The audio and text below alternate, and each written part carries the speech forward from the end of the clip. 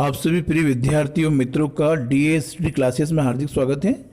आज मैं क्लास 12 के बच्चों के लिए दो अंक के बहुत ही महत्वपूर्ण प्रश्न उत्तर लाया हूँ। वेरी वेरी इंपॉर्टेंट है, जो कि आपके आने वाली अर्धवार्षिक और वार्षिक परीक्षा के लिए। तो जो पहला प्रश्न है आप लोगों के लिए वो है कि रीतिकाल के प्रमुख कवियों एवं उनकी एक एक रचना के नाम हमको लिखना है। तो जो प्रमुख कवि हैं उनकी जो रचनाएँ वो उनमें हैं केशवदास, जिनकी रचना है रामचंद्रिका, बिहारी लाल और उनकी जो रचना है वो बिहारी सतसई है, बिल्कुल उनके नाम से रिलेटेड है, तो आप आसानी से याद कर सकते हैं बिहारी सतसई। और घनानंद, उनकी रचना है सुजान सागर। अगले हैं भूषण और वो भी उनके नाम से रिलेटेड रचना है उनकी शिवराज भूषण। और अगले हैं मतीराम और उनकी रचना है मतीराम माधुरी। तो आप इनको आसानी से याद कर सकते हैं और ये आपके आने वाली एग्जाम में मात्र दो नंबर के हैं ये सभी प्रश्न।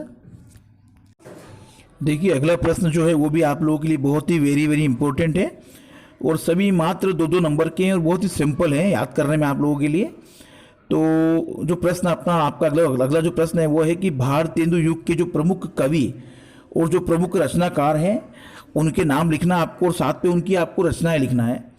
तो भारतेंदु युग के जो प्रमुख कवि हैं उनमें हैं भारतेंदु हरिश्चंद्र और उनकी जो रचनाएं वो है प्रेम फुलवारी, प्रेम मल्लिका और प्रेम सरोवर।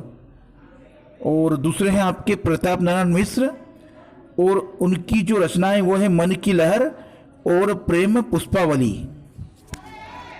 देखिए अगला प्रश्न है वो भी बहुत ही महत्वपूर्ण आप लोगों के लिए कि भक्ति काल के प्रमुख 4 कवियों के नाम एवं उनकी रचना लिखना आपको। तो जो प्रमुख कवि हैं भक्ति काल के और उनकी जो रचनाएं वो हैं सूरदास, उनकी जो रचनाएं वो है सूरसागर और साहित्य लहरी। दूसरे हैं तुलसीदास और उनकी जो रचनाएं वो है रामचरितमानस और कवितावली। और आप अगले जो हैं वो है मीरा और उनकी जो रचना है वो है मीरा के पद। और चौथे जो है वो है मलिक मोहम्मद जायसी और इनकी जो रचना है वो है पद्मावत और ये एक महाकाव्य है उनका। एक और महत्वपूर्ण प्रश्न आप लोगों के लिए अगला प्रश्न है कि उपसर्ग किसे कहते हैं और इसे आपको उदाहरण देकर समझाना है। तो बहुत ही सिंपल आंसर इसका कि उपसर्ग ऐसे शब्दांश होते हैं जो किसी शब्द के पूर्व जुड़कर उसके अर्थ में एक परिवर्तन कर देते हैं या उसके अर्थ में विशेषता ला देते हैं। जैसे कि उप का मतलब होता है समीप और सर्ग का मतलब होता है सृष्टि करना, यानी कि किसी शब्द के समीप आकर एक नया शब्द बनना। जैसे एग्जाम्पल के लिए बताऊँगा आपको मैं कि हर एक शब्द है और उसके पूर्व हम किसी एक नए शब्द को जोड़ देते हैं, जैसे कि आ लगा देते हैं तो हो जाएगा आहार। इसी प्रकार से हम उप का प्रयोग करते हैं तो हो जाएगा उपहार और प्र लगा देंगे तो प्रहार हो जाएगा और स लगाएंगे तो संहार हो जाएगा। इस प्रकार उपसर्ग जो होते हैं वो उसके अर्थ में विशेषता ला देते हैं या उसके शब्द के पूर्व जुड़कर उसके अर्थ में परिवर्तन ला देते हैं, उसे हम उपसर्ग कहते हैं। अगला प्रश्न आप लोगों के लिए है वो भी बहुत ही महत्वपूर्ण है कि जग किन्हें पूछता है। तो जग उन्हें पूछता है, यहाँ जग का मतलब है संसार, यानी जो संसार के लोगों की पूछ परख रखता है और जो उनकी बातें करता है और संसार की चिंता करते हुए संसार पर काव्यिक रचना करते हैं। अगला प्रश्न आप लोगों के लिए है कि भक्तिन अपना वास्तविक नाम लोगों से क्यों छुपाती थी। भक्तिन को यह नाम किसने और क्यों दिया होगा। तो बहुत ही सिंपल आंसर इसका कि भक्तिन का जो वास्तविक नाम था वो लक्ष्मी था, यानी कि लक्ष्मी अर्थात धन की देवी। लेकिन लक्ष्मी जो थी वो नाम होने के बावजूद, उसका लक्ष्मी नाम होने के बावजूद वो बेहद गरीब थी, यानी बहुत गरीब थी।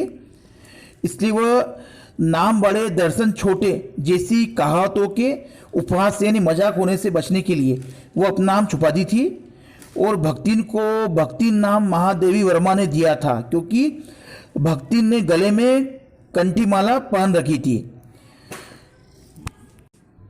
डॉक्टर अंबेडकर के अनुसार अधिकतम कार्य कुशलता किस प्रकार पैदा की जा सकती है। तो इसका जो आंसर वो है कि डॉक्टर अंबेडकर के अनुसार मनुष्य की कार्य कुशलता को अधिकतम तभी बढ़ाया जा सकता है जबकि उसे यथासंभव समान अवसर और समान व्यवहार दिया जा सके। यानी इस प्रकार अधिकतम कार्य कुशलता पैदा की जा सकती है। अगला जो प्रश्न आप लोगों के लिए बहुत ही वेरी वेरी इंपॉर्टेंट है कि हिंदी साहित्य के इतिहास को कितने भागों में विभाजित किया गया है। वो प्रत्येक के नाम लिखकर आपको उसका एक एक रचना लिखना है। तो हिंदी साहित्य या कविता के इतिहास को 4 भागों में बांटा गया है। पहला जो है वो है आदिकाल, जिसे कि हम वीरगाथा काल भी बोलते हैं। और इस वीरगाथा काल का जो कालखंड है वो है 1050 से लेके 1375 तक। और इस काल की जो प्रमुख रचनाओं में से एक रचना मैं बता रहा हूँ आपको, वो है पृथ्वीराज रासो। दूसरा आपका जो है वो भक्ति काल, जिसे कि हम पूर्व मध्यकाल भी कहते हैं। और इसका जो कालखंड है वो 1375 से लेकर 1700 तक का है। और इस कालखंड की जो प्रमुख रचनाओं में से एक रचना है रामचरितमानस। तीसरा जो है वो है रीतिकाल, जिसे कि हम उत्तर मध्यकाल भी कहते हैं। और इसका जो कालखंड है वो 1700 से लेकर 1900 तक है। और इस कालखंड की प्रमुख रचनाओं में से एक रचना है रामचंद्रिका। चौथा है आधुनिक काल। और इस काल का जो कालखंड है वो है 1900 से लेकर अब तक, यानी कि इस काल की जो प्रमुख रचनाओं में से एक है कामायनी। अगला प्रश्न आप लोगों के लिए कि रस किसे कहते हैं और रस के प्रकारों के नाम लिखिए।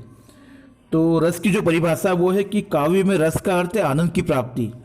यानी कि कोई भी हम कविता पढ़ते हैं या कहानी पढ़ते हैं या उपन्यास पढ़ते हैं या कोई नाटक देखते हैं आदि, पढ़ने सुनने या देखने मात्र से पाठक को जो एक प्रकार की जो सुखद अनुभूति होती प्राप्त होती है उसे रस कहते हैं। और रस के जो प्रकार बताए गए हैं वो 10 हैं। पहला है श्रृंगार रस, दूसरा है हास्य रस, तीसरा है रौद्र रस, और चौथा है भयानक रस, और पांचवा है वीर रस, और छठा है अद्भुत रस, और सातवां के लिए वो है करुण रस, आठवां है विभत्स रस, नौवां है शांत रस, और 10वां है वात्सल्य रस।